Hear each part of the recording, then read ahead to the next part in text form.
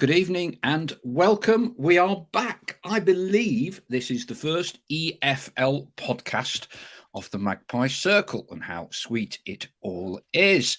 Joined tonight, I guess it's hello EFL, it's goodbye Charlie Slater. Charlie, you say hello, I say goodbye. It's a fair swap. It's a more than fair swap on one side.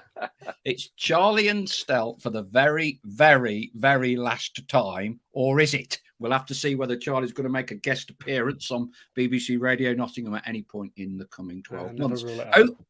Hope you've all recovered. I have just about. Hope you've had some nice summer holidays. Lots of questions, I'm sure, from all of you tonight. Let's hear from where you're watching and listening. Now, I know one gentleman, Stell, he has got I forgot his name now, on Facebook, told me that he is getting up at his time, 4 o'clock in the morning, live, rather than watching it on a record, because as it's your last hit with Stell, he reckons he owes you the respect to get up at 4 o'clock in the morning. The guy must be mad. I think it's 1970 Rob, 1971 Rob, I think, because unless there's two people in Australia who are that mad, and I mean, never rule it out, it is Australia. But I think it's Rob because he's put it in the comments here as well. So good day, Rob. You're right. You see, you are the professional. I am the rank amateur because you've read the comments more quickly than I have. I'm going to regurgitate. I can't even see the comments. How do I get the comments? We're lucky we can see you. Have you worked it out yet? Oh, no. Leave it. Yeah. Hey, by the way, you still haven't played the guitar yet, have you? After we got promoted. I just about learned to tune it in. I told you it was a pandemic buy. Trying to teach yourself to play the guitar, and I've just about learned how to tune it in. So when we get promoted to the Premier League, I'll play you something. Isn't it funny how many people are using the pandemic as another expression or another word for midlife crisis? Yeah, you know that started years ago, mate, way before the pandemic. Scandalous, Stell. When we did all those forfeits, Chloe, who's at the cinema tonight, she can't make it tonight, she said she would have a tattoo if we got promoted. And she has had a tattoo because she showed it me. Yeah, a little magpie at the bottom of her leg, Stell. All right? Wow. Not carried away. Right, before it goes down the drain, Steve Cartwright, can't wait for Sutton on Saturday. Jurgen Halligan, all the best for future, Charlie. What a combination with Stell. Wayne Wilkins, come on, you pies, listening in from Barcelona. Yes, you're quite right, Charlie. I'm watching it from Australia, says 1971 Rob M. 4 a.m. and I'm pumped for the new season and tonight's show. God, you are easily pumped, 1971 Rob. Pythagorean played well at Shrewsbury. Evening to all. Hello, Paul, says Royston, and everyone looking forward to it. New season of more highs than lows. Evening all from Kay. Ian Birchnell, evening all. 5 more sleeps. Andrew Royston. 2 Slaters, 2 legends. Good luck, Charlie. Charlie, the best of luck, says Steph Milek. Mick Dundee, listening in from Melbourne, Australia. John Gregory, Hucknall. Dave Woolley, Pembrokeshire. That's quite a nice part of the world. Ian Birchnell, more emotional tonight than Broad playing his last cricket match. John Parr. Kiverton Park, Sheffield. He's a neighbour of yours, isn't he, Stell? Kiverton Park. Literally just down the road. Yeah, literally. I don't know whether you knew that, John Parr, but you are neighbours with Stell. There you go. You must live in the posh bit. James Moore. I won't bank on it. Stell was going to give us a song. Well, we've given up on that one already, James. Ian Birchnell. Chloe would rather see Barbie at the cinema. Athenian Pie. I've lost it. Sorry, can't read your bit now. Steve Cartwright. In your life, Michael Doyle, in your life. You're 35 years old. Thank you to Charlie, says Athenian Pie. Found it again now. More than lived up to the name. I wish you all the luck in the world in everything you go for. Viewing from the balcony in Athens, as always. Is it raining there, Athenian Pie, or is it about 48 degrees? Elfret and Magpies in attendance. James Moore, I saw one of your oppos in Alfreton the other week. Chris Gosling, the commentary won't be the same without Charlie. Even though I was at the playoff games, I still hear Charlie's voice when I think back to the playoffs. Matt Arnold, thank you for your incredible commentary over the last few years, Charlie. Right, Charlie, man of the moment. Right, in your own words, just tell me what is happening in your life now that Notts County will not be such a regular occurrence in it. Yeah, it was obviously a really difficult decision to come to, and one that kind of racked my brains about for a very long time. As I know a lot of listeners know, last season I balanced my commitments between commentating on Notts County and then working with BBC Radio 5 Live as well. And I had to make a decision this summer as to whether or not I was going to do one or the other. And it was a really, really difficult decision. At this point, Styles decided to leave. Oh, he's back again. I thought he couldn't dare hear this story again. So I had to make a decision, and it was a really, really difficult decision. But ultimately, I want to get to a position where I'm a full-time commentator, and the only way that I can do that is explore many opportunities that I can get with a national station like 5 Live, and the kind of opportunities that can hopefully bring my way someday in the future. I dreaded word as it may well be, I also got approached by an agent over the summer. And I'm really fortunate to be working with a really good agency, John Holmes Media Agency, and Andy May, who's, very hands-on with myself. And I have to leave some space for there to be opportunities for me to go and cover different games and different work. And so something had to give, unfortunately. And that was Notts. In some ways, really nice way to go out in that, we went out with Notts getting promoted at Wembley. But it was a really, really, really difficult decision because obviously I love the club. I love working with Stall. I love driving with Stall probably more than I love working with Stall. And we have driven some miles and some hours, sometimes to the same destination more times than we even need to. And obviously loved the relationship that I've managed to build with supporters over the years. So trust me, it was a really difficult decision. Such a difficult decision that I think I announced that I was going on the Monday and I got shingles the following day because apparently I'm also old now. So there you go. Stel, what do you reckon? Your Oppo is we've got into the Football League and he's jumped ship. Him and Ruben. Absolutely, yeah. I don't know which one's going to get a more lucrative deal in the long term. Oh, I do. I know. No, I mean, look, it's no great surprise, really. I mean, when you just like Ruben, when you perform well at any level, in any walk of life, in any profession, then people will come courting you, and that's exactly what's happened. He's been brilliant. I think. I've just done an interview for the club literally 10-15 minutes ago with Nick and Steve, and obviously they were asking me about him as well, and obviously said Charlie who, once they reminded me who he was, he's just good at the job, isn't he? He's a good lad.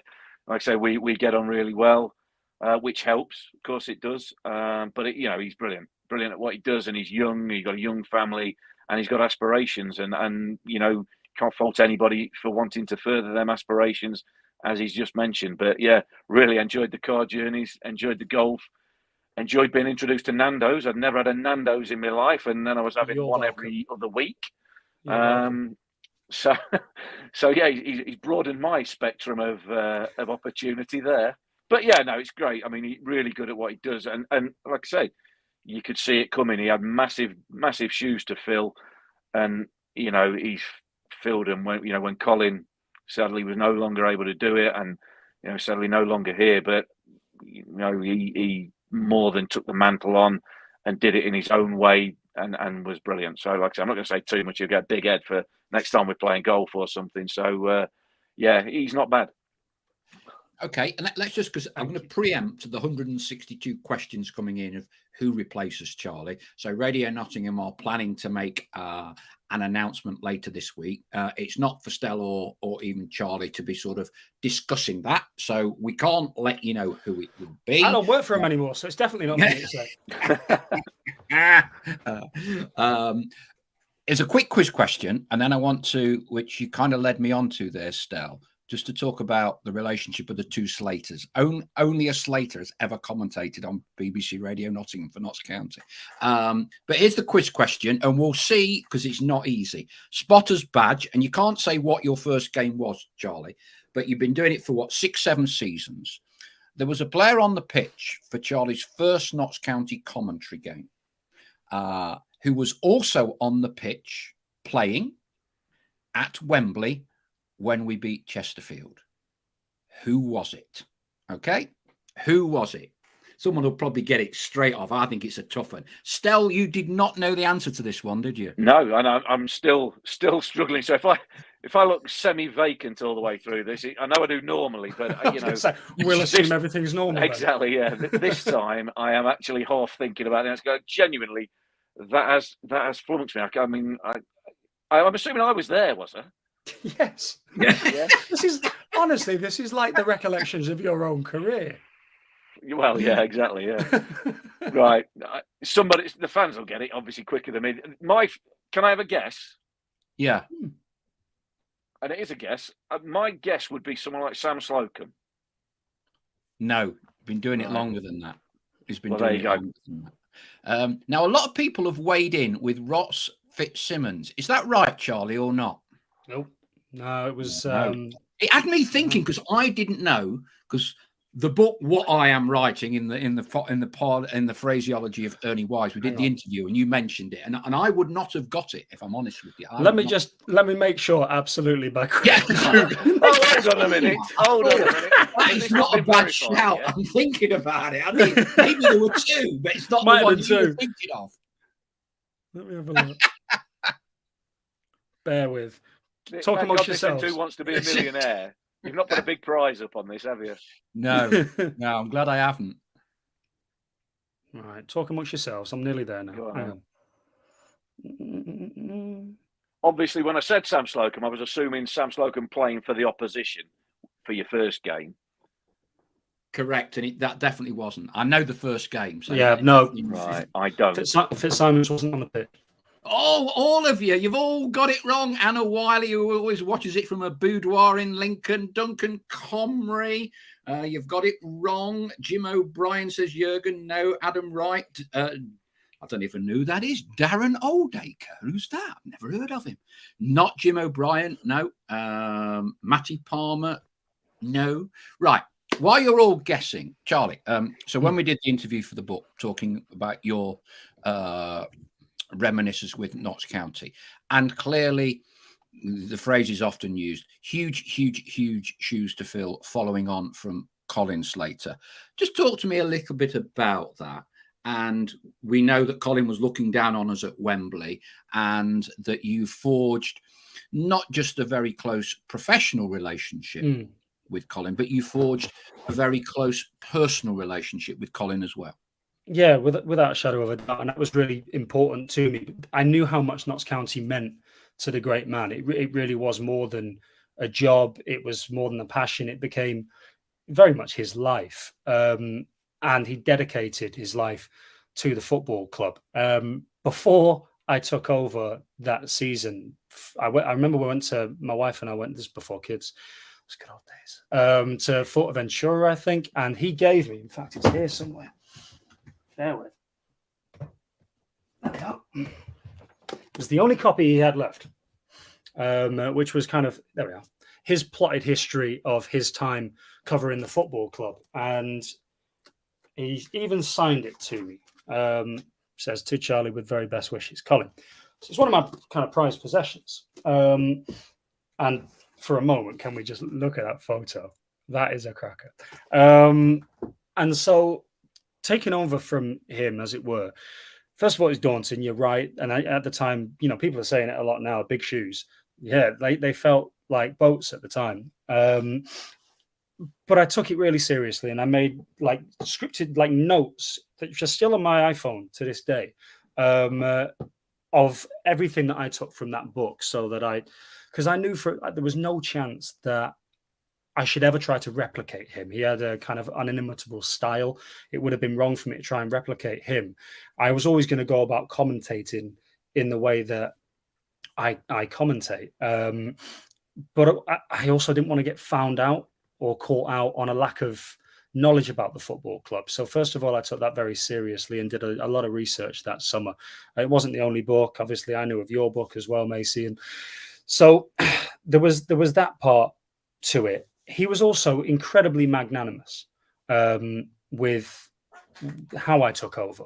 And the games beforehand, when I was still covering Mansfield, he would split commentary with myself. And so he would do the first 22.5 minutes of the half.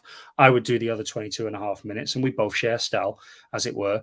But he didn't need to do that. You know, like he was Colin Slater. He could have said, nah, who's this kid? But he was always willing to do that and share knowledge as well. And so then when I took over, you have to bear in mind, Colin was still traveling to the games with us at that point. So in my first game, which at the moment shall remain nameless, there was Colin sat right next to me with headphones on. So I was like, oh, well, no pressure here. So then over the years, we just always maintained a really good relationship. We'd go for lunch together. He'd tell me old stories.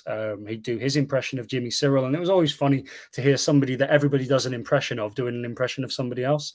I think my Colin Slater impression is better than his Jimmy Cyril, but that's by the by. And yeah, we were close all the way to the very end, and it was a responsibility that I took very, very seriously. I would go and visit him a lot towards the end, and I was there the night that he died, and you know was coordinating with his family about how we were going to announce his sad passing. The club were amazing, and I have to point out here, and it's even so cruel, Jason Turner, my goodness, the now late Jason Turner, what a service he did Colin and his family at the end.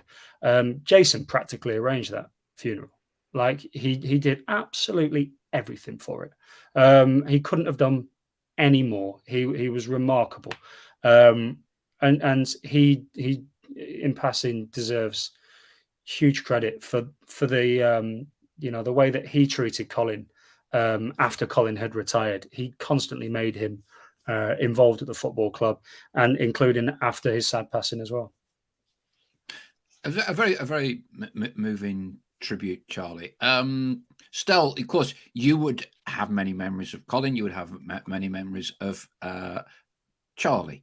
Who was the better or the worst driver? Crikey me. That's easy. I mean, that's the easiest question anybody's ever asked me. Yeah. Well, I mean, one thing I will say is Charlie's not such a great co-driver.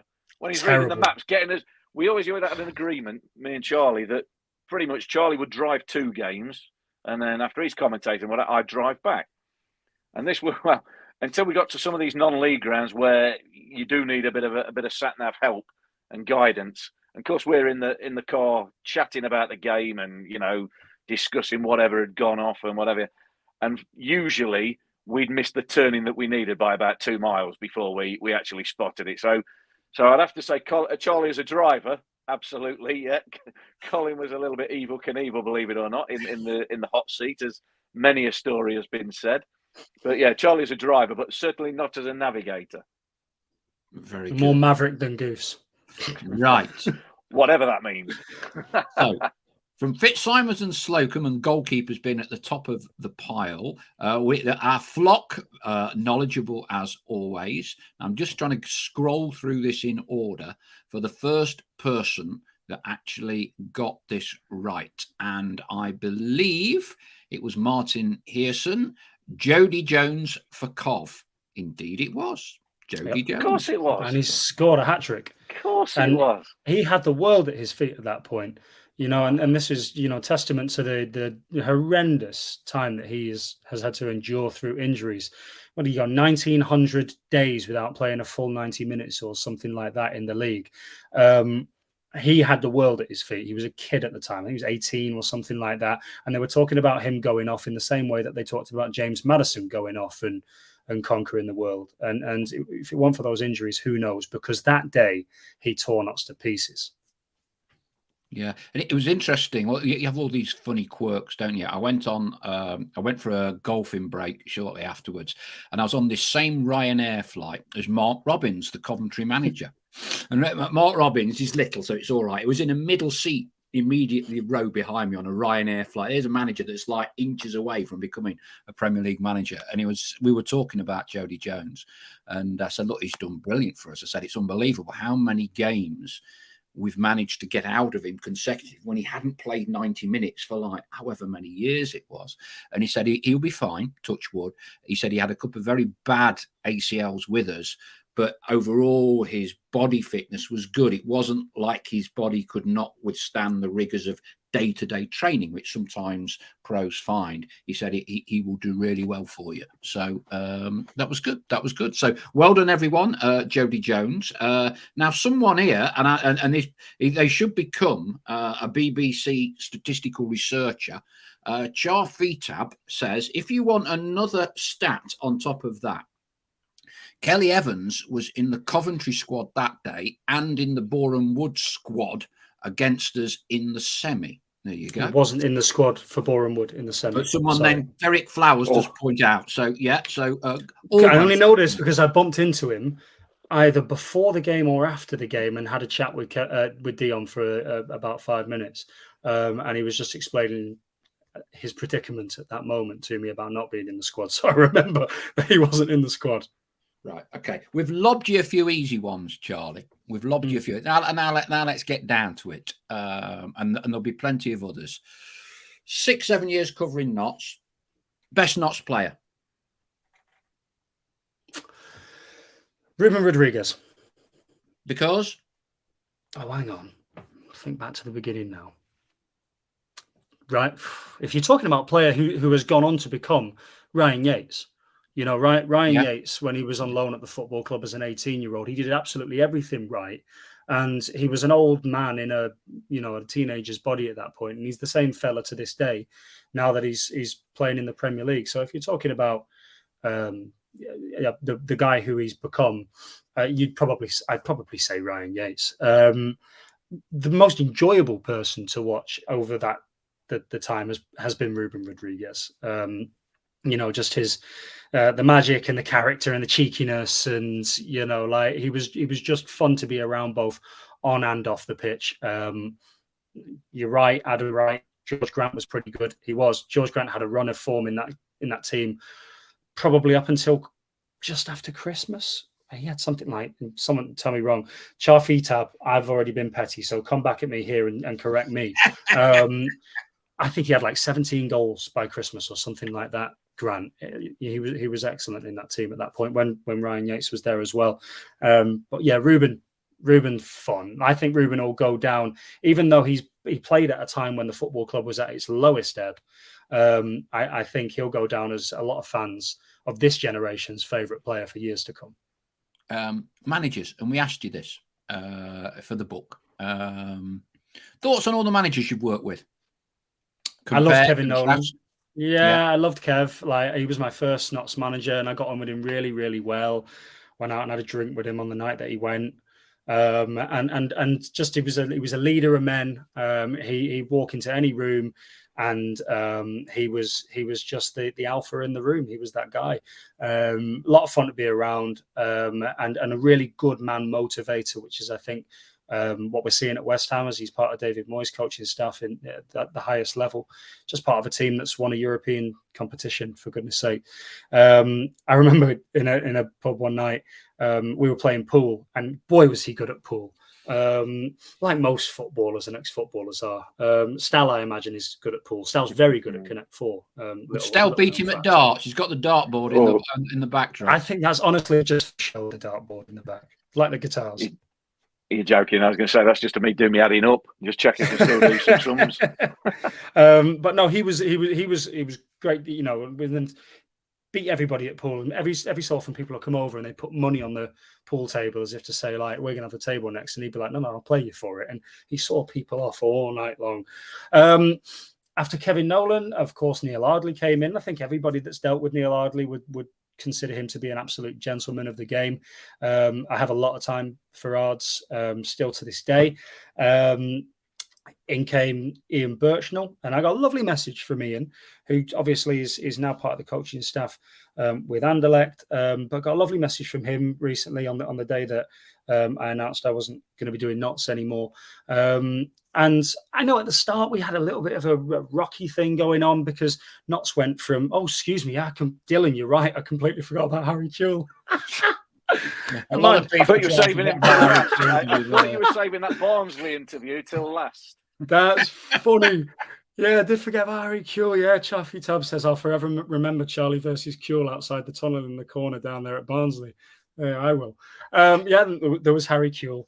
And then, yeah, so Ian Birchnell was me and him got off to a bit of a rocky start just because Notts weren't losing games when they got rid of Neil Ardley, but they weren't winning games either. But all of a sudden they went from drawing a lot of games to losing some games. So it was a bit rocky, and I had to ask him some difficult questions in the early stages, which weren't always obviously understandably well received. But all in all, Ian and I built a pretty good working relationship in the end, and we got on pretty well. And when he left, I was sorry to see him go because I thought he was doing a good job and I thought he was building something. And you know, how lucky were we though that Luke Williams came in, and I can't speak highly enough of Luke. I tell you what, right now that's a brilliant cue. If I can find the piece of paper, right? Okay. So another gratuitous plug for my ebook that should be out hopefully in a month. And you made the point to me, Charlie. It's very true. You said that Luke comes across as this amiable, affable guy, but he's also you would know from dealing with, he's a very, very deep thinker. Yeah. And I interviewed him, thanks to Nick Richardson, the club's comms chief, for about an hour and a half. And it was a brilliant interview, Stel. Brilliant. Not because I was any good at interviewing him, but because of his answers. And there's a segment I've taken out, and I've entitled one of the chapters in the book, The Gospel According to Luke. And I've done it like sort of, Psalm 18, verse 62, 1862. And I'll read this out to you, and then give me your thoughts, Stel, because this brings it kind of up to contemporary and Charlie. So this is Luke, and I'll try and do it in my best voice. So Luke Williams, from day one, our stall was set out that we are not here to look pretty. We are not here to win when the sun shines. We are here to win at all costs and in every manner and in all weathers. The reality is that we often had 70% of the ball, but the most important aspect was taking the ball off the other team. Unfortunately, we got so good at taking the ball away from the opposition, they could not get a foothold to take it back off us. As a consequence, we passed the ball a lot. We did not set out to pass the ball a lot. We set out to destroy the other team. The mentality of the group was that we are mean and we defend. But the presentation of the group was that we play lovely football. Stel. Yeah, I think that epitomises what we saw last season absolutely perfectly and succinctly. And what we're talking about there has gone on for generations. It's not newfangled. I know football always evolves in the way of doing things. But what he's talking about there is being effective, finding a way of playing football that is effective, that wins games, because winning is what matters. It's what matters to fans. It's what matters to players. It's what matters to managers. It's professional sport, and it is win or be nowhere sort of thing. So, they did everything. And the thing I like about Luke, and Charlie's mentioned there, the former managers that he's dealt with, like I say, I'm sure he'd say a bit more about Harry Kewell when you press him. But it's a cute, yeah, right, okay. but I think he's dead right with what he said. Neil Ardley, yeah, really nice guy. Got Notts playing some decent football. Got so near so far that first season. Harrogate in the final. Ian Birchnell again, lovely guy. Got Notts playing some really good football going forward. But just couldn't get us over the line. What Luke Williams has got is got Notts playing brilliant football. Usurped both of them, but winning football and got us over the line. He's had one season, let's not forget. He's only just gone over 1 year in the job. What a year. he's now onto the difficult second album, isn't he? The difficult second season, and we hope he can build on it. But, he's added a steel and a winning mentality, and you can see it in people that he's got that attention to detail, that drive. And again, I've said it to everybody over the summer, that no matter what the recruitment, he will not let standards slip. He will not let the players think, well, we've done it. We've got out the National League. We're in the Football League. Job done. Because I think if any of the players slip into that mentality, they'll be out the door. They'll certainly be out the team. I don't think he'll stand for any of that. And make no mistake, this division's going to be harder. It's going to be a step up. But I think that just means he'll move the bar for the standards even higher, and he'll expect them players to reach it. And if they don't, then they'll fall by the wayside. But I love what he's done in that they play winning football, because that's what we want first and foremost. But they've done it in such an attractive way as well that every player, when we saw Notts last season, it felt like every player knew their role, knew what was expected of them. And that goes for the squad of players when he needed to rotate and change players. And that's the biggest compliment I can give him. Right. Which one do you want to deal with first, Charlie? Because I don't hear a lot of your interviews, obviously, because I'm always at games. But is there a bit of an infamous one with Harry Kewell? And was it Barnsley? Yeah. Yeah. Go on. We'll deal with that one first, so I don't forget. I have to rack my brains for it now. Yeah. So were we beaten 4-0 that day? Yeah, they beat us 4-0 in the cup, didn't they? Yeah, and it hadn't been good, and they'd had that. It was really poor to begin with, and then I think they won back-to-back games, and we were like, oh, well, maybe this squad can turn a corner now, and then it just proved that wasn't going to happen.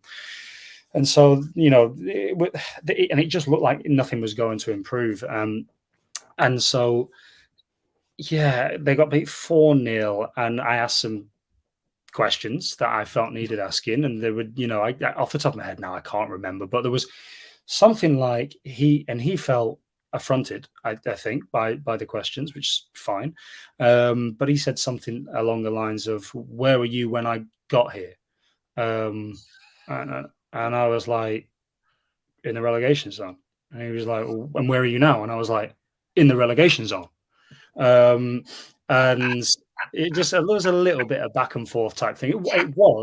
It remains the spikiest interview I've ever done. Really? I don't like to not get on with people, because I just don't think you get stuff done by falling out with folk. And I'm not saying I fell out with Harry Kewell, but it was the last. I think it was the last interview that I did with him, because he lost his job pretty soon afterwards. I'm not, by the way, not connecting the two. He didn't lose his job because of the interview. But yeah, we just, sometimes it happens, doesn't it? It's football, it's passionate, and that's football for you. But yeah, right. Opposite end of the spectrum, opposite end, best player that you've dealt with, in terms of media interviews, could be entertaining, could be the most insightful. Who would you say of all the players? I've got one that I think is head and shoulders above everyone else I've spoken with. But you go for, or do you want me to go first? No. I think. Well, look, again, Ruben was always fun because you could kind of tickle and tease and whatnot. So Ruben was fun.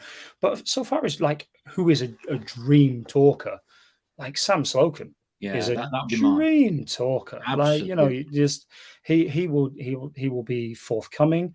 Oh yeah, Adam says that Michael Doyle was a spiky one. Yeah, that was true. But we got on famously. But yeah, I think Sam Slocum, he's forthright with his ideas. He'll offer an opinion. You could ask him a really average question and he'll give you a great answer. He is an interviewee's dream. Yeah, they say, Stell, and you would have played with more than me and Charlie had never played alongside a professional goalkeeper in our lives, I don't think. But they always say goalkeepers are mad. But in my experience of having dealt with them, I found goalkeepers to often be the most articulate, deep-thinking players that I've dealt with. Yeah, it must be a generational thing because none of them that I played with were deep thinking or articulate at all. I don't think. Look, Aaron Ward was very articulate in your era. He was, to be fair. Yeah, it was a tongue-in-cheek sort of answer. But I played with a few who were absolute nutters. You've got to be different. They play a different game, don't they? They're just jealous footballers, aren't they? Just no good with their feet. Can't say that nowadays. It don't work. We used to give them some stick. Did you ever play with a goalkeeper that didn't want to play outfield in the 7-a-sides, the 8-a-sides? Oh no, they all wanted to play out. Yeah, just like you always had an outfield player who fancied himself in goal madly enough. It wasn't me, but always somebody fancied that in training. Well, it was a few years ago, wasn't it? David James got put on, didn't he? Somebody put David James on up front instead of an actual outfield substitute in the Premier League, and there's a highlights package of him. He's horrendous, absolutely horrendous. But they sometimes get this idea that goalkeepers can play out. But nowadays they probably could. Nowadays, probably your average goalkeeper could slot into most teams' midfields these days and not look out of place. So the game's changed, obviously. But yeah, I mean, yes, that's Charlie's right. Sam Slocum, real level-headed sort of fella, isn't he? And congratulations to him and his missus as well, who had the first baby, didn't they, in the summer? We were speaking to him after the Wembley game. We were able to go into the dressing room when it was all quieting down a little bit, and there was him and John Bostock there, and he was saying he was a little bit nervous because I think his wife, isn't it, was going to have their first baby. But congratulations to them, yeah.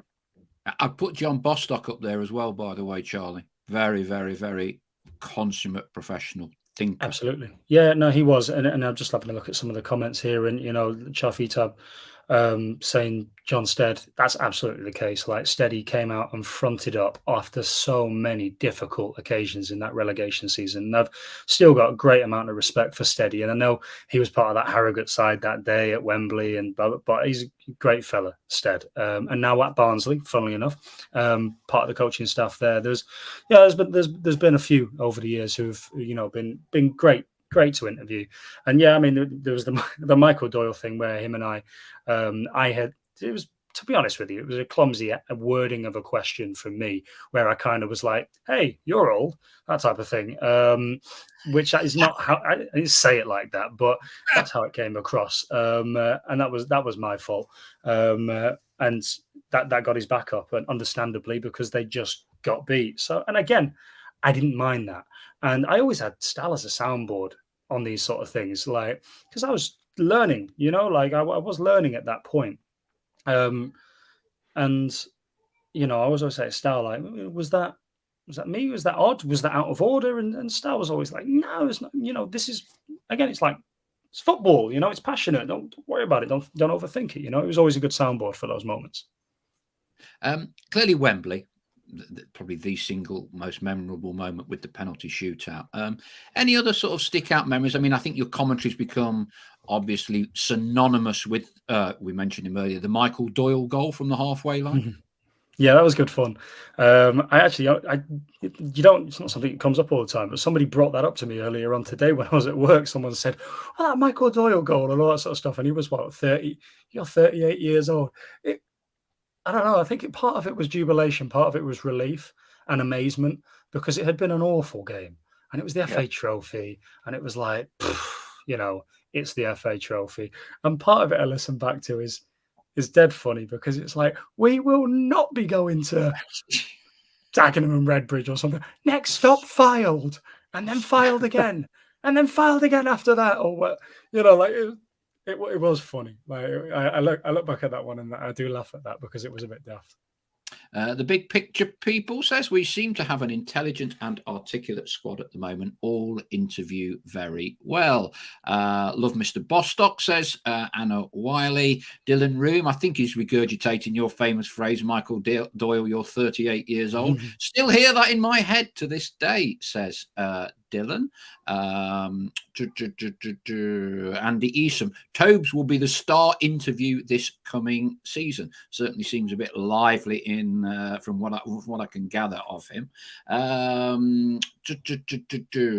Right, you've got an hour. We're going for 90. Let's just project forward a little bit, Charlie, and get your thoughts as well as Stell. Now, I'm doing some research. I've probably got this wrong. By my reckoning,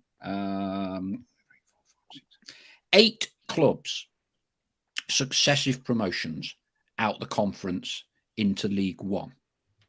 I say I think so because everyone seems to avoid or not mention Tranmere, who were the most recent in 2019. I'm sure they did it, and I've double checked it. So Wickham 94, Doncaster 2004, Carlisle 2006, Exeter 2009, Stevenage 2011, Crawley 2012, Bristol Rovers 2016, Tranmere 2019. Stel, how big an ask for Notts to join that list is it? Well, it's an ask. It's a big ask, of course it is, but it's not an insurmountable challenge. They go into this season, and I think we've got to be, realistic. We've got to try and temper things, but not too much. The reason that you talk about that, and I don't know the stats on then successive promotions as Notts did back in the 90s from higher divisions, because as you go up the pyramid, the gaps get bigger.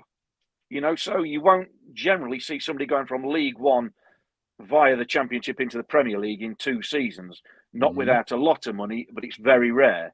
The lower down you go, the more possible the challenge is, because you come up with momentum, and the step is obviously there is a step, or there is an improvement, but it isn't as big as you go up with each different step. So Notts have got players who are experienced at the level. Pretty much, they've got some 1 or 2 players, Macaulay Langstaff being the obvious one who's not played at that sort of level, but we think he's going to take to it like a duck to water. But it's doable. It is doable, but it is not going to be easy. Like any football season isn't. You can't get carried away with going that that other teams have done it, so we'll do it. It doesn't work like that. You have to earn it again, and you have to go back to ground zero, which again goes back to what Luke Williams will have them from the very first day of pre-season. It starts again. But we can achieve the same again in terms of promotion, but you've got to put all the hard work in, all the building blocks, do the running, do the physical stuff, do the mental stuff now with all the analysis, and then have the quality. And the quality's got to be better than it was in the National League, because the quality you're playing against, competing against, will be better than in the National League. So it is doable. It is absolutely doable. You look at the bookies; they've got us 3rd favourites. And I'm not one of these. The bookies are not often wrong; they're not. But that's pie in the sky, isn't it? When they put them out sort of 3 weeks before the start of the season, it's going to be difficult. It's going to be really difficult, and so many things can derail it. Injuries being probably the most obvious one, but it is doable. So little by little, they've got to start off with Sutton.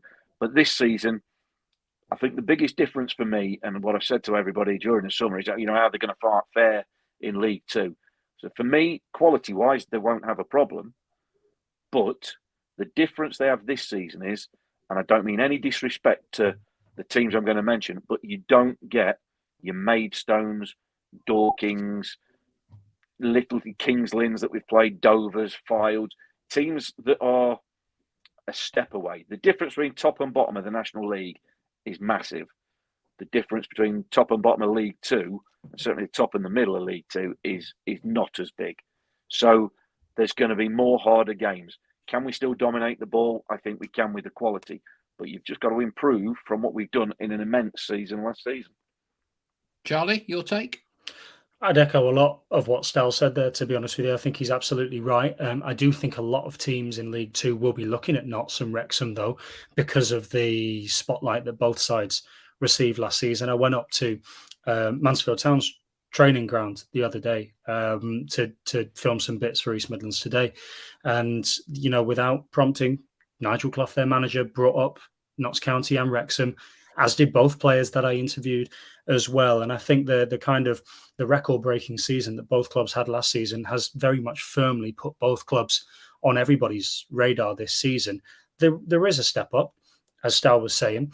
The ceiling is higher. The floor is higher as well, if you get my meaning. Like what Stal was saying, the gap between the haves and the have-nots in League Two is not as big as the gap between the haves and the have-nots in the National League. I But I look at the table from last season.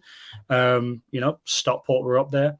Stevenage would have been a National League side were it not for a club going out of business, and they got promoted. Salford in the top 7, Barrow in the top 10, Grimsby just outside of the top 10. And Sutton finished 14th. So I think Notts will come up and be more than competitive. I mean, whether or not they'll, you say they're third favourites to go up, which, if you want to look at it like that, say, right, well, that means that, they'll finish third according to the bookmakers. I don't know about that, but I do think they'll challenge for the playoffs. I really do. I think quality is there. My only little bit of a concern is the high line. I think they'll play against better strikers who will be able to time the high line. But I also know that Luke Williams and the coaching staff and the players are very, very, very aware of that. Because if we're saying it, you better believe Luke Williams knows. So there's an element of I wonder how they'll adapt defensively against better players. But no, I think Notts will more than challenge. I think they'll be right up there when it comes to the playoff picture. We'll stick with Charlie for a minute. David McGoldrick. And the reason I said to stick with you before I get Stell's thoughts, you did a big interview with him, didn't you, in the summer? Done a couple. So yeah, I had no idea how big of a Notts fan he was until I went over to Derby in April.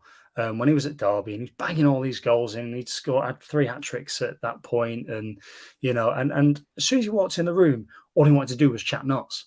And at the end of the interview, we do something called noddies in TV, which are a weird thing where the cameraman will then get the interviewee to talk while the interviewer just nods at them like that. It's so that it helps with editing and stuff like that. So cameraman was going out of his nut because every time he was saying, right, David, you talk now, and Charlie, you just sit there and nod and don't say anything. Every time we did that, Didsy would ask a question about Notts. And it was just after the Wrexham game. So he was like, why do you think Macca didn't take the penalty at the end? And And what did you think about this, that, and the other? And he was saying he was going to games when he could, when Derby didn't clash with it last season. And then he went, I said to him, off record at the time, I was like, is there any chance that, do you believe in kind of going full circle in your career? Is that something that appeals to you? And, there was he kept his cards close to his chest, but now in hindsight, there was a glint in his eye about it, and I know there had been talk a year before that when the phone wasn't ringing.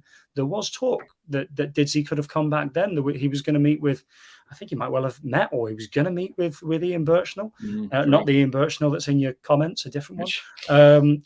And obviously it didn't happen. He went to Derby, scored 25 goals, and to get him now, what a coup. And when I spoke to him in the summer in the changing room at Notts, he on record said that he wants this to be his last move.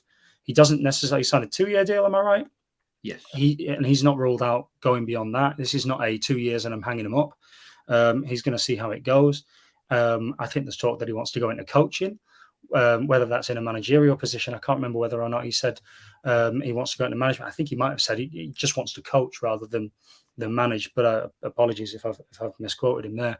But this is a long-term thing, the way that he looks at it. And one of the things that stuck with me is he said, I try to teach my children all the time that money isn't everything.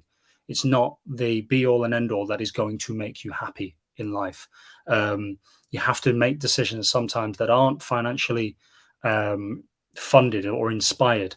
They are instead decisions that are meant to make you happy, improve your mental health, just be a better person. And that was one of the reasons why he's come back to Notts. It's a lovely story. In a world where more and more footballers are moving, to Saudi Arabia for countless amounts of money. Here you've got somebody who's played at the very, very top and scored goals at the very, very top, who's choosing love over money, and that's a lovely thing that shouldn't be overlooked. As a Derby, you grew up as a Derby fan, didn't you, Stell? Your dad was a mad Derby fan. You played for Derby, you've played for Notts. Has it surprised you that Notts have been able to get David to come to Meadow Lane after a season in which, quite clearly, statistically, he was one of the very top strikers in a division higher? because he hasn't come for the money. Yeah, I mean, well, a surprise, pleasant surprise. Yes, I mean, I know a load of Derby fans still, obviously, and you know they were all hoping he was going to sign an extension there, and you'd heard the rumours, or we'd heard the rumours, and David McGoldrick, he was a young lad when I was at Notts. He was a young lad, schoolboy coming through. There was him and Leon Best, who was Leon Best. I think Leon was a little bit older, might have been a year older. I don't know, can't remember way back when. But David McGoldrick, there were these two young lads who were talked about highly. I joined just after Jermaine Pennant had been sold on to Arsenal.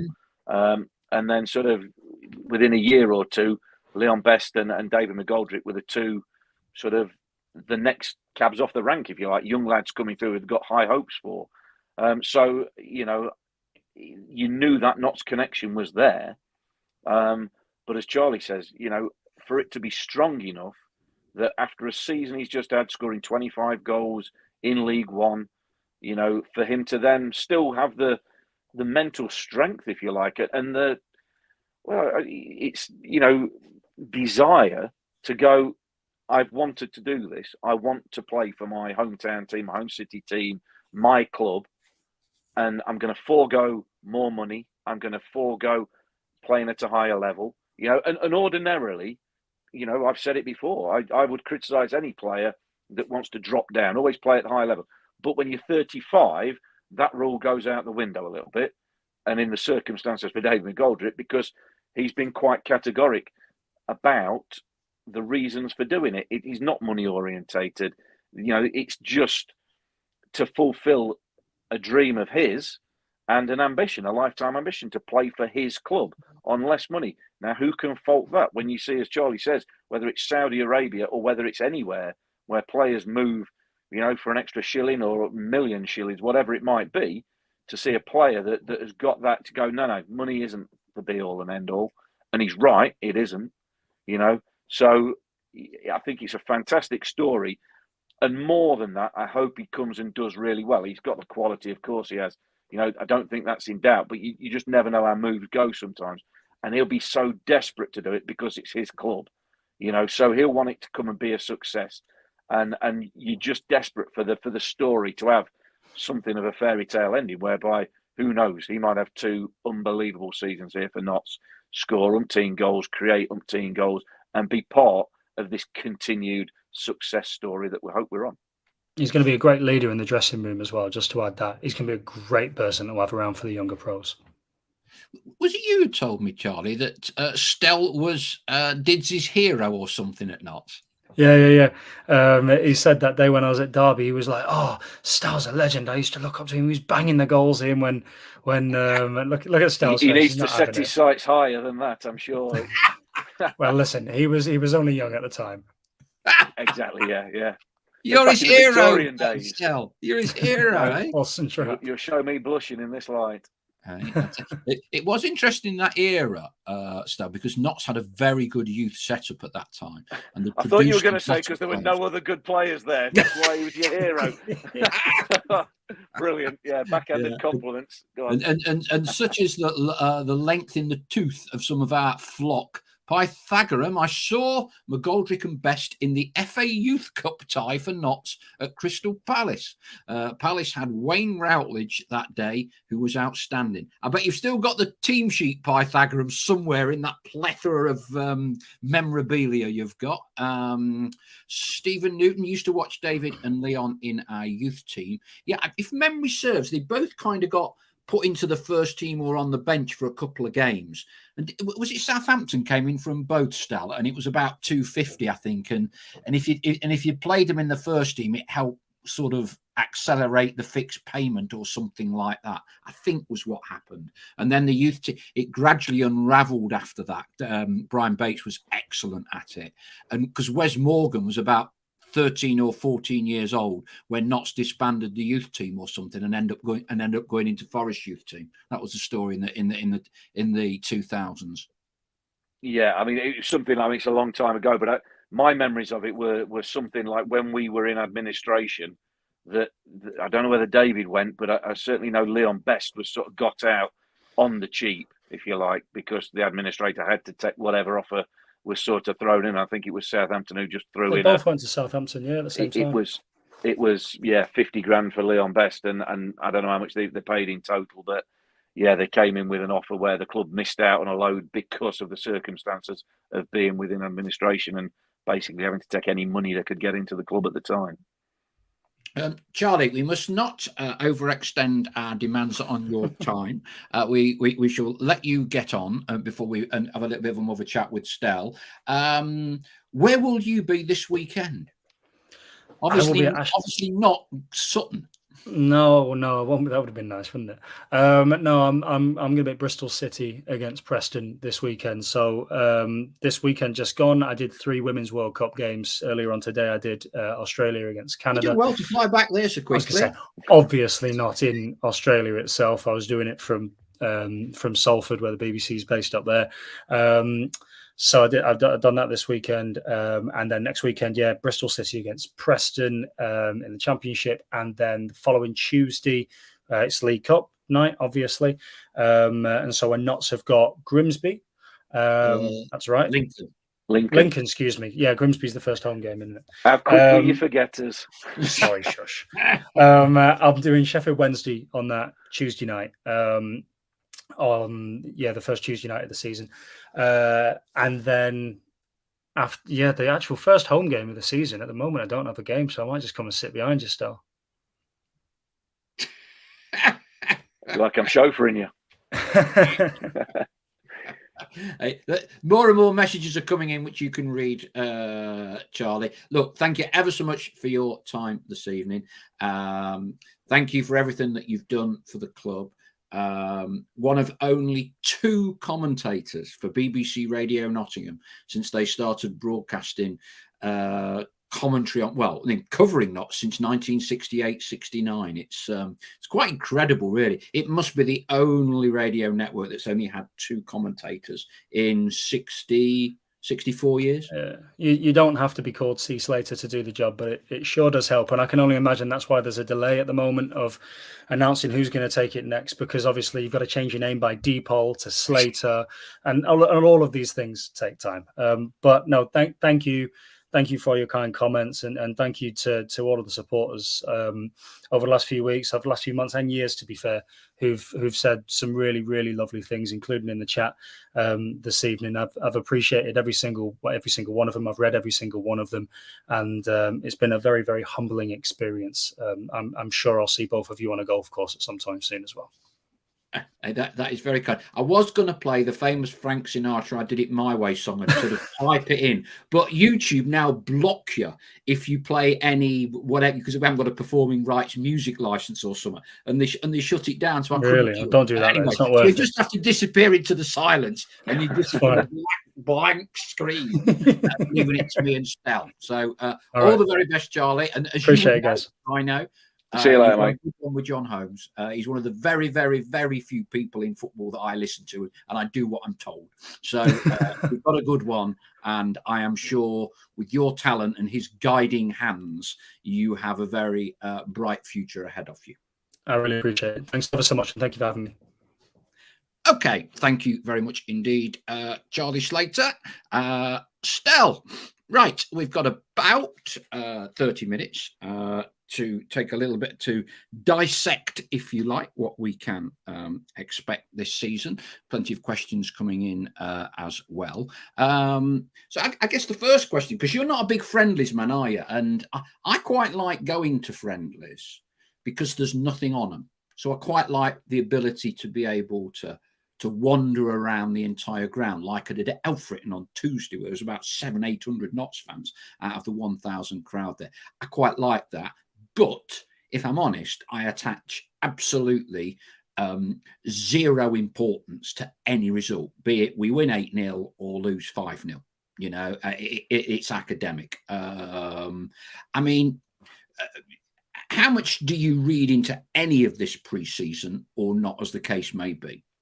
Not a great deal. As you sort of mentioned there, I've done pre-seasons. I've played it, obviously, many pre-season games. I've done pre-season campaigns. The games themselves are there for the manager and for the players to get their understanding, get their fitness. But what you see as a fan, if you just turn up to the game and go, well, you know, you'll see something, players could be playing. They could have had a double session in the day or a single running session that day or the day before. They could be playing with legs that feel like lead. You could be forming opinions. Well, for the reason I don't go to is you can form sort of subconscious opinions on players, before, without giving them. What matters to me is what they do in the league and in the cup games, the competitive, real, when it matters games. Of course, I've watched the highlights, I've watched the goals, I've watched Luke Williams' interviews, post all the games, and try to piece bits together, reading between the lines from what he said, trying to pick up whether he's pleased or whether he's bristling and not happy with one or two things. So it's not that you don't get anything from them, but I think you can read things that aren't necessarily there, because you do not prepare for a pre-season game anything like you would prepare for, or they will prepare for Sutton on Saturday, Lincoln next Tuesday, and so on. So whilst it's a good, it's great for the fans to be able to go and see the players again. Of course, it is from a analytical point of view. There's not a great deal to get out of it. Yes, you might see a player, he favours his right foot, he's got a good link up with so and so. But the teams that they play are not necessarily up until the Shrewsbury game, and I think that's going to be more like the team we see Saturday. The teams is a mix and match sort of team, looking at players in different positions, who gels with who. So yeah, of course they've got pre-season games are there for that alone. But I don't put too much store in what you go and see in a pre-season game. I'd rather go and see them, as I have done for all the years I've done it. Go and see them when it matters. That's all that matters to me. And Luke Williams says it's about winning, and it's about winning the games that matter. The results in pre-season are largely irrelevant. Not completely irrelevant, because you don't get turned over 10-0, because obviously there's something fundamentally wrong, but the results are largely unimportant. Do you expect, if it's not broke, it don't need fixing? By that I mean, do you expect a fundamentally very, very similar approach by the manager to League Two compared to the National League in terms of formations, that kind of thing? Yeah, largely. But again, I think he's a flexible, modern manager. They've all got to have flexibility to them. Now, he will have had 6 weeks of these players. Obviously, there'll be the research and the analysis that they've done on the players that have come in, prior to bringing them in. They'll identify the players that they want. But then it's about you're not exactly replacing like for like. The likes of, we've lost Ruben Rodriguez. Obviously, he's the main one. But as a replacement for that, you're looking at David McGoldrick. Wow, what a signing that is. But they're not going to be exactly the same sort of player. Yes, they might play similar sort of positions within the team framework, but they're not exactly the same sort of player. So you might just have to tweak things in and around that, and the other players that come in exactly the same. I always allude it to a squad is a box of jigsaw pieces, and every piece is just slightly differently shaped. And it's about, can you find players that fit together well, in and amongst the team framework. So you never get an exact replica of what goes out the door.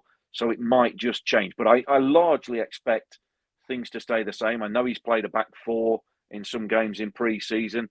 But again, pre-season is your time to try these things, because you might need it in the season, should you have injuries, depending on personnel that's available, depending on the team that you're playing against. So you might, or you probably will, over a 46-game season, need to change things from time to time. And hopefully that is just as a tactical thing, not because things are going horrendously wrong. So everything's gone well, doing what we're doing. I don't think there will be a wholesale change, but things will be tweaked, and personnel obviously has to change, because that's what happens from season to season. Chris Gosling, I think it was a good question, and your answer will be far more useful, I'm sure, to people than mine. But Chris says, question for Paul: you were never enamoured with us plying our trade in the National League, and anything other than promotion was deemed a failure. Absolutely. Yeah, totally agree with that. Now we are in the EFL. What do you deem success and failure this term? Good question. I'll ask Stell in a moment, but I'll answer your question.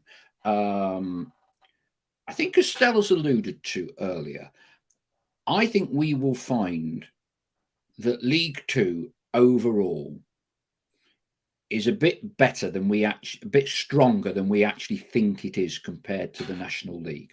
Possibly even the bookies, us, Wrexham, two of the 3 or 4 favourites to go up. I would not be surprised if we don't pull up any trees in the opening month, 6 weeks of the season.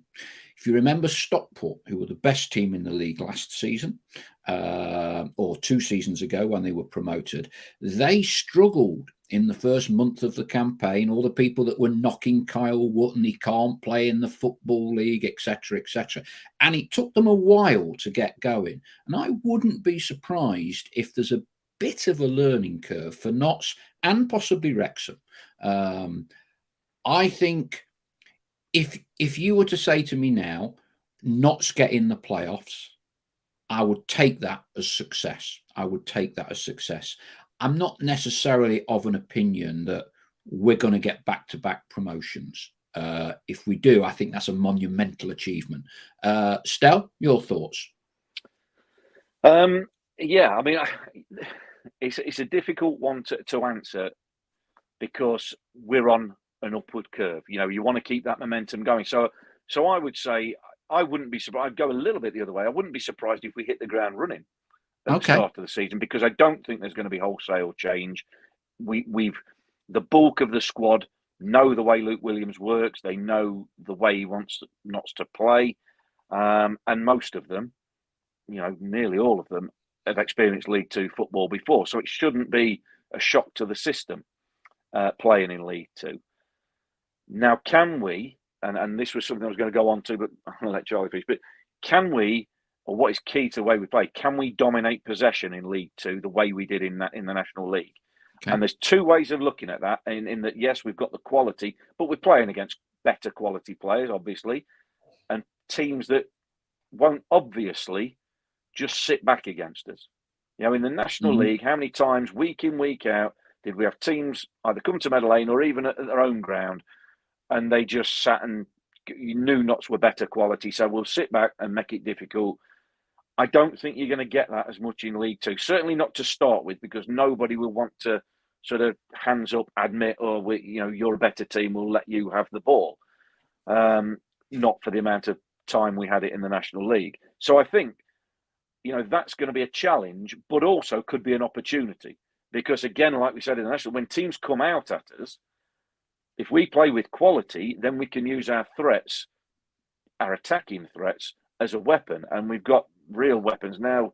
You think of a potential forward line involving Macaulay Langstaff, David McGoldrick, Kedwin Scott, Jody, whoever it might be, and you go, well, even in League Two, that is a potent attack, and there are threats everywhere. So teams, I don't think, will give Notts quite the respect that they had in the National League.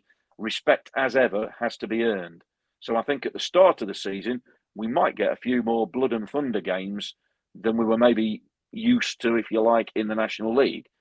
Then as the season sort of takes a bit of shape, then I think you might find, teams give you a bit of respect where you are in the pecking order. So if we get off to a good start, then I think you might find teams go, hey, this Notts County team, they can handle this step up. So we do just have to give them a little bit of respect. But I think the quality is there without a shadow of a doubt. What do I deem success? I'm like you. I don't think that means we then run away with the division or anything like that. But we could certainly get automatic promotion. That's got to be the aim. Now, whether we achieve that, and I agree with you, Paul, if we are playoffs, that isn't failure. It's not the fine line, because it's, there's 4 teams promoted. Let's not forget now. Forget this two promotion places and how difficult it was to get out of the National League. It's difficult to get out of any league, but there are now 4 places, and the top 7 are involved in the play. Well, the top 4 to 7 are involved in the playoffs. So I expect Notts to be certainly in and around that top 7 conversation. If they're not anywhere near that, then I think that's when you start looking at not failure, but I think you start looking at that would be a real disappointment. A real disappointment. And then you'd have to look under the bonnet as to why that might be. You could have injuries, you don't know. Key players, like I said earlier, you just never know. But I think there's the quality there, there's the momentum there, to go, yes, we positive, go into this season positive. I always try to be positive anyway, but with a reality of, but we ain't going to get, I don't think we'll get 107 points this season. If we do, I think we're promoted. James Shipley says, we didn't do that great in the first month last season. Ian Birchnell, I've set my expectations on a top 10 finish. If we do better than that, that's great. James Moore, we've seen some dire football in League Two before. I've never felt more confident as a club as we are right now in recent times. Top 3 ideally, playoffs minimum should be our aim. Pythagorean, I think EFL2 defenders will have a measure as to how Wrexham play, a direct style in brackets, so think they will not have it easy. That's in talk. I'm sure we'll come on to Wrexham in a minute. We can and will still have, says Chris Gosling, the lion's share of possession. The question will be, can we be as effective in the final third with it as we did last season? Derek Flowers, is anybody concerned about lack of pace in defence? Last likely lad, do you think we have enough cover in the goalkeeping position? Have we sold all the tickets for Saturday, says the big picture people? I believe we haven't, which, to be honest with you, has really surprised me. But I guess quite a lot of people are away on holiday at this time of the year. A few questions on the high line. Question about Ollie Tipton. Stel, I've been out and about on the friendlies, and one or two people have mentioned defence. Yeah. And I think a lot of people welcome the acquisition of Ollie Tipton. Now, Aidan Baldwin has had kind of restricted minutes in pre-season. One assumes not quite 100%, etc., etc., etc. He got 15 or whatever it was at Shrewsbury. How important do you think Aidan is to Notts' backline and the way we play? Well, he was had a massively impressive first season. You know, I was really impressed with him. I thought the way he plays that central role is exactly, you know, you can understand why Luke Williams had him was he with him at NK Dons, wasn't he, when he was a coach there, knew all about him and thought, I obviously identified him as, yeah, he's the player that can come and do what I want to do in the heart of that defence. And he did. And you know, for 95% of the season was excellent. When he played, obviously had one or two injuries and knocks and that. So I think he is vital.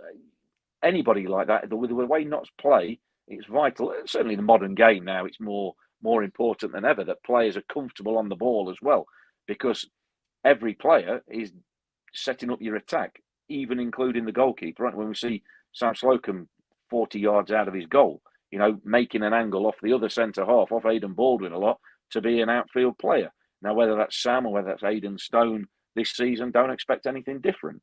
Now, whether Aidan Baldwin, I imagine he probably won't be ready for Saturday, given the lack of minutes he's had in pre-season. So whether that will be Ollie Tipton comes in, he's not been in the door very long, or whether they go with Connell and maybe Richard Brinley, Kyle Cameron as a back three. You know, we'll have to wait and see. You know, see which way Luke Williams sees it.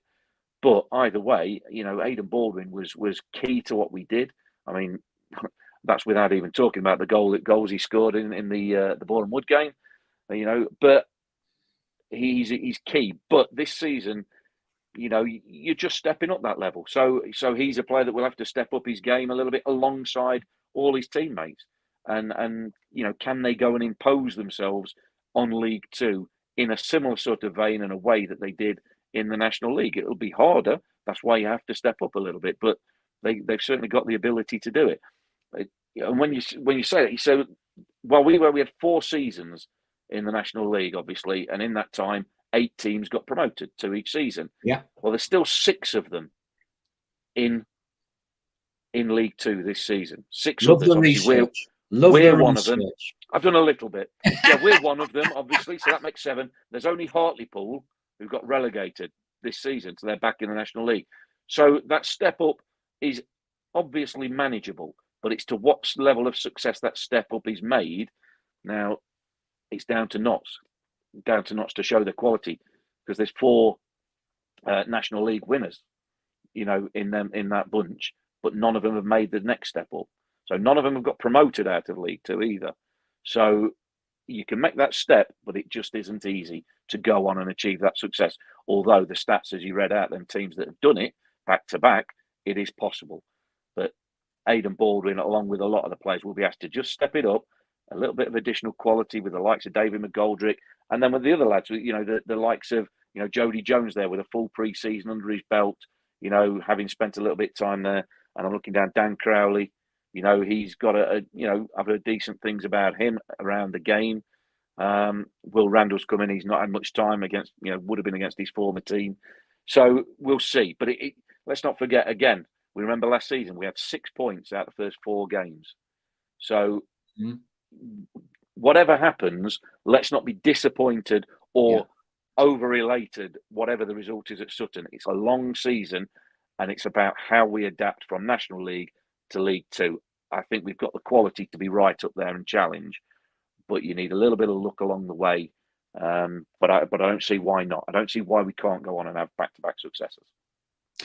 Loving this from the big picture, people. I'm flying down to the Sutton game from Newcastle due to the train strikes. First Notts game I've ever flown to, but hey, we're back in the EFL. And my supplementary here, big picture people. What about your carbon footprint, young man? Hey, we've all seen Wrexham getting a bit of flack for all them domestic flights. I trust you think it's all right, given you're flying to Notts. Hey, above and beyond. And Dale Pike, it's also, I'm not sure if this is true or not. If it is, I need to revise my journey plans because I'm going down on the train with my lad. He said there are no Thameslink trains to Sutton, so we're going by 2 tubes and a bus to get there. Now, I'm not sure that's 100% correct because I thought they were still running on a reduced service. But the moment this is finished, we all need to check Thamesmead rail services, whilst it might be a bit more difficult to get to than we actually think. Highline, Stel. We'll move from a rail strike, domestic air transfers, to a Highline. Notts' Highline against Chesterfield, Boreham Wood.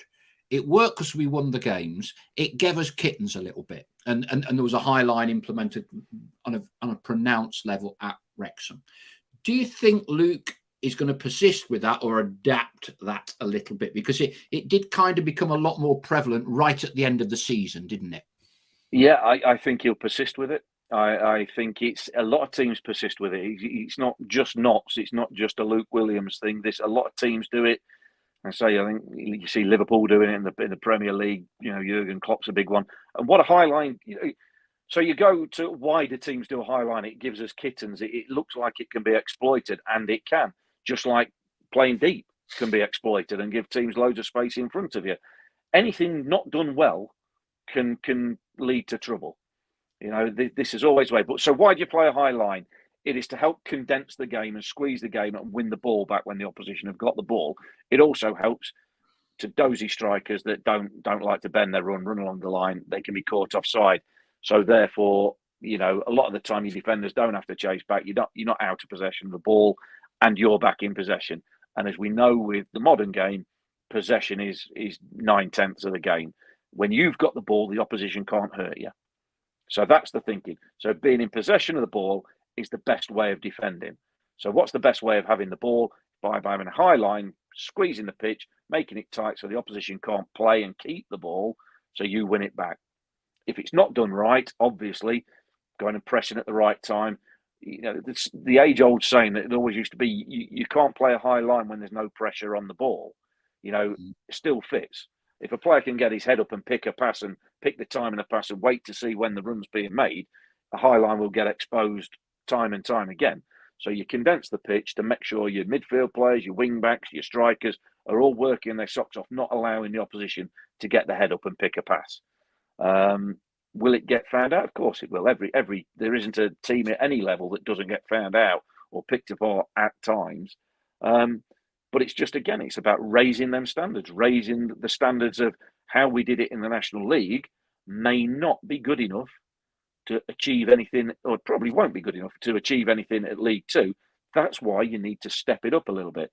We've all seen clubs that go through the divisions, the players that have played in all 4 divisions, and you go, well, surely if he's playing in League Two, there's a lad I played with, Ian Ashby, captained Hull and played for Cambridge in League Two. I was with him at Derby, and he played in all 4 divisions and ended up captain in the Premier League. And you think, well, naturally, why was he playing in League Two in the first place, or why did he not find that at some point he couldn't make the step up? But that's what players can do. You've got to push yourself. You've got to improve as you step up. You've got to improve, or you fall by the wayside. And so what Notts did last season, they'll have to improve on for this season.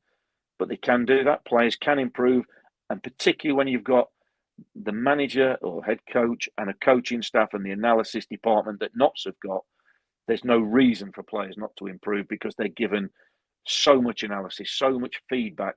There's cameras videoing everything in training. There's analysis of everything. They've got all the tools. So of all the opposition, that's what makes it difficult. You know, it's not just we've got it and nobody else uses it, but you're asking players to improve and step up, and we certainly hope that they do. I love this from James Shipley. Persist with the high line, but maybe drop it back by 10 yards.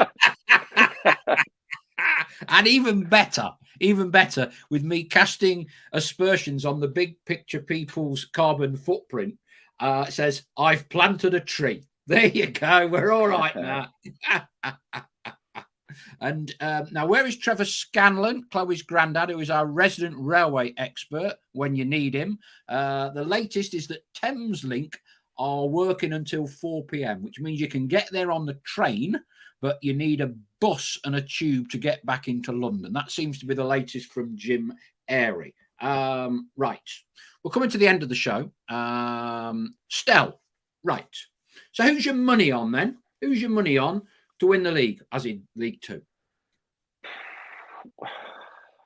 Well, I'd like to think we're in the mix. Yeah. Seriously in the mix.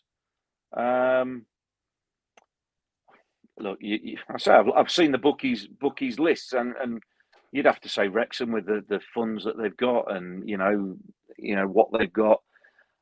Stockport, I think, they've got money, and they were strong in the National League 2 seasons ago.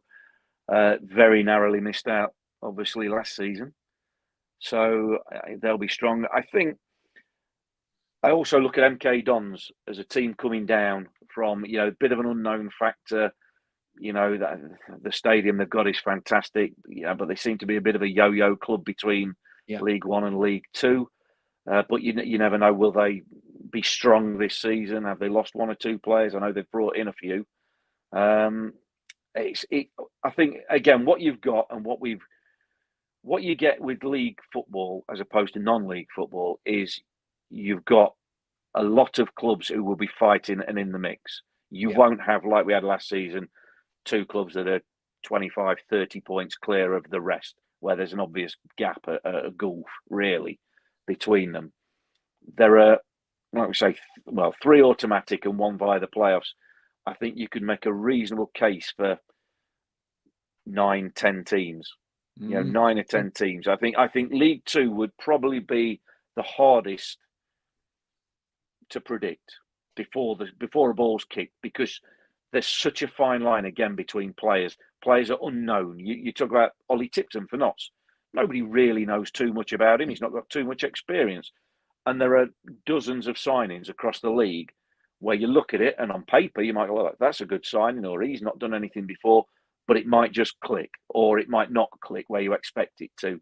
The gap between the players is not massive.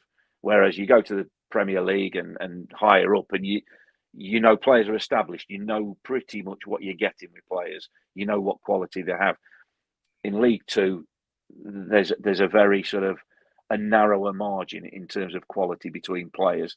And again, we talk about, can Notts make the step up? Absolutely they can. Let's not be fearful of it, because we're not going into the Champions League. We are only going into League Two, where players still make mistakes, where players aren't international players. They're not robots. They make plenty of mistakes. There's good players, and there's some players that will not play so well, and there are good teams, and there are teams that'll make mistakes. So again, it's finding that balance between going, it is definitely a step up, no question about it, but it's not so much of a step up that it's insurmountable, and it's chalk and cheese from what they've been playing in and what they've been producing. So, you've got to go in confident, but I think, trying to pick a winner of League Two is not so easy. I think we're one of a group of teams that have got a genuine chance with a bit of luck and a fair wind that we will be in the mix. Yeah, I mean, if you're asking me to pick a winner, I would probably go Stockport. I think the experience of having had a season, still momentum from having won the National League, I think they will be tough to beat. Don't tell me why. I think Nigel Clough very good, and I was interviewed on Radio Nottingham this week, I can't remember. I would not be at all surprised to see Mansfield and Notts both in the playoffs at the end of the season. Wouldn't be surprised at all. Gillingham, I think, Neil Harris. But like you say, in the National League, you kind of know who the top 10 are going to be, and you know who the bottom 10 are going to be, more or less. It would not surprise me, if there's a completely left field candidate. You look at teams like Morecambe that have been promoted against all the odds. Okay, they're back down again now, but I suspect, I don't think there's going to be too many games, like you said, where we win 3, 4, 5, 6-0 at a canter. I think it's a tough game every week. Any thoughts on, almost getting back into normality of football? None of these, you've got 7 subs, use 5 now. Does that benefit Notts? Not benefit Notts? Historically in the National League, we went with a small squad, didn't we? And players got a lot of minutes. Yeah, I don't think it makes a massive difference, because I think you're not, well, as we've spoken about, you're not talking about the haves and the have-nots being night and day apart, where some clubs in the National League would maybe struggle to field 7 subs, because of the size of the squad. So I think when you're in League Two, or in the Football League, it's a different kettle of fish. All clubs have got the strength, got the size of squads to have players to fill 7. I don't think it really. By having seven subs and being able to use 5 of them, in theory, that should, help those with a stronger squad. But I think in reality and in practice, I don't think it makes a massive amount, of difference. We're not talking over 46 games. It might make a couple of points difference. I don't know really what difference that's going to make. Again, it's down to what them players do. You can substitute good players on, but if they don't have good games, it makes no difference. So I don't see that as being an advantage for Notts over any other team particularly. And finally, what does it mean for you to now be commentating on Notts County in the Football League rather than the National League? Oh, it's brilliant. It really is. I mean, it's hard to say, and whatever I say now is not meant to be disrespectful to any of the clubs or any of the places we've been to in the National League, but it just did not sit right. It did not feel right, Notts being in non-league, and for everything that goes on, for as difficult, for as good as the clubs are, and the hospitality at places have been almost better than the Football League sometimes, because these places are run by fantastic people and what have you. But Notts County not being in the Football League is like a surreal nightmare that we've just hopefully woken up out of. It is to lose. It was sickening. And I don't know whether it's a karma thing. I'm looking forward to the Swindon game this season, particularly Swindon away, because the last time we were there was when the nightmare started. The nightmare became reality, and we get a chance to almost banish that ghost and lay that to rest. But it was unthinkable before then that Notts could not be a football league, a professional football league club. But we've seen its reality, and we've seen that you never take anything for granted in football. You never should in professional sport, and the 4 years have not been a nightmare, but it's been the reality of this is what happens if you don't get all your ducks in order in terms of a football club. This is what can happen. Nobody's immune to it. So we are now, it almost feels like a bit of redemption. This is it. Now we get a second chance. Let's not mess this up. Let's make the most of it. let's not rest on our laurels ever that it can't happen, we're too big. No, you have to go and earn it. And that, for me, has got to be the watchword for the players, for the fans. I'm delighted that the season ticket numbers are what they are. It feels like the club's on an upward path. We've not had success for a while, too long. We've had some success, a fantastic day out at Wembley, but now to get back in the Football League and then just not be happy with that, then let's push on. And I think we've got a good manager, really good manager, head coach, coaching system, coaching, great owners, really good owners, and everything seems to be building in the right direction. Now let's harness that and keep the momentum going, keep the positivity. Let's not get down if we're not 107 points at the end of the season.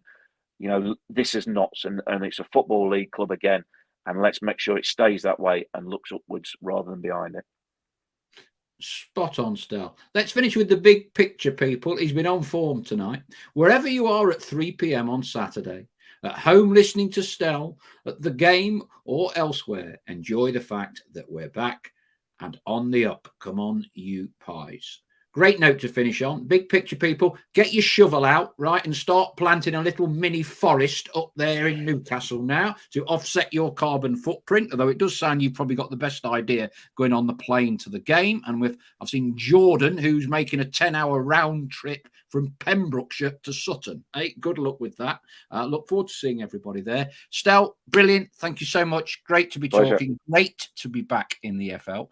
Look forward to seeing you again very soon. That's 90 minutes and the first minute of stoppage time done. Bumper numbers tonight. Thank you ever so much indeed for listening in. We'll be back regular as clockwork on Monday. Look forward to seeing you all then. Look forward to seeing you all at Sutton. Stel, thank you very much indeed. And let's hope that whoever is driving you or you are driving to Sutton gets you there. And let us hope British Rail, the Tube and Thameslink Express are going to get me and a fair few of our Magpie Circle flock there as well. Yeah, absolutely. Pleasure. Looking forward to it. All right. Take care, everyone. Thanks for everything. Catch you soon. Bye-bye.